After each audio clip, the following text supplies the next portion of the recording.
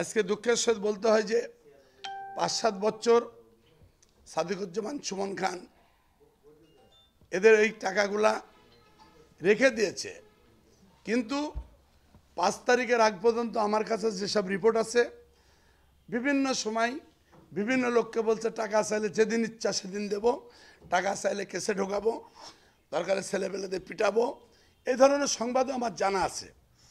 ৫ তারিখের পরে হয়তো যারা পাওনাদার একটা মানুষ টাকা চাইতে পারে, তার তথ্য আমি শুনলাম তার ম্যানেজার বা অন্যান্যর কাছে যে টাকা জন্য তাগিদ করতে গেছে, তার বাপ চাচার কাছে গেছে, আত্মীয় স্বজনের কাছে গেছে, প্রতিষ্ঠান তার কন্টিনিউ চলতেছে, হয়তো তাদেরকে বলছে যে ভাই আমরা টাকাটা যাতে পাই তাগিদ দেওয়ার জন্য আপনারা একটা প্রতিষ্ঠান চালাচ্ছেন, একটা টাইম নিয়ে সরে যান, তাহলে হয়তো বা সে সতর্ক হয়তো আমাদের পাওনার টাকাটা দিয়ে দেবে।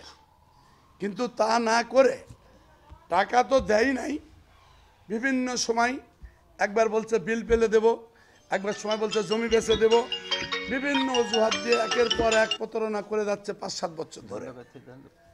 এরা সাধারণ মানুষ, ব্যবসায়িক দীর্ঘদিন টাকা পাবে যেতেই পারে, এবং তার ম্যানেজারদের সাথে নিয়ে গেছে, সামাজিক লোক সাথে নিয়ে গেছে প্রতিষ্ঠানে, কিন্তু সে তো টাকা দেয়ই নাই।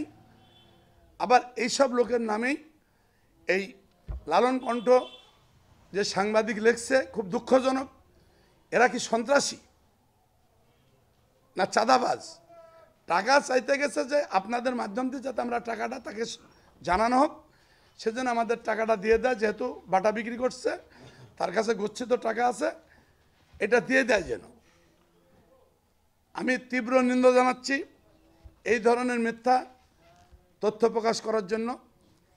আমরা মনে করি একজন সাংবাদিকের কাজ সত্য, সে যে বড় যত শক্তিশালী হোক না কেন, সত্য কথা যে তুলে ধরবে সে হলে সঠিক সাংবাদিক আমরা মনে করি। ৫ তারিখের পর বহুত বাহনা করছে, বহুত প্রতারণা করছে, শুধু এই ইটভাটা সেকশন না, কলেজ, এমনকি বাইরের থানা, বিভিন্ন লোকের কাছে চাকরি বাকরির নামে হয়তো 10-20 কোটি টাকা তার কাছে অবৈধভাবে জোরে করে রেখে দিছে। হয়তো ভয় অনেকে বলে নাই, অনেকে বলার চেষ্টা করতেছে। তো এইটা যদি সুন্দরভাবে সুমন খান যদি এই টাকাটা অতি সত্ত্বর না দেয়, আমরা কিন্তু কে কোথায় টাকা পাবে তাদের সবার লিস্ট করে পুনরায় আবার আপনাদের মাধ্যমে প্রকাশিত করে সমস্ত টাকা আদায় করে দেওয়ার জন্য আমি সহ দৌলতপুরের সাধারণ মানুষকে নিয়ে কিন্তু সুমন খানের বিরুদ্ধে ভূমিকা রাখতে বাধ্য হব।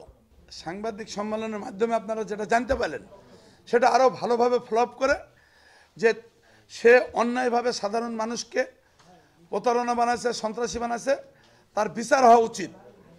তারপর আমি তাকে বলবো আমরা সবাই দৌলতপুরের সন্তান, এখানে টাকাগুলা শোধ করে সুন্দরভাবে যার যার পেশা সে কাজ করে চলুক, আমাদের কোনো বাধা নাই। সবাইকে ধন্যবাদ।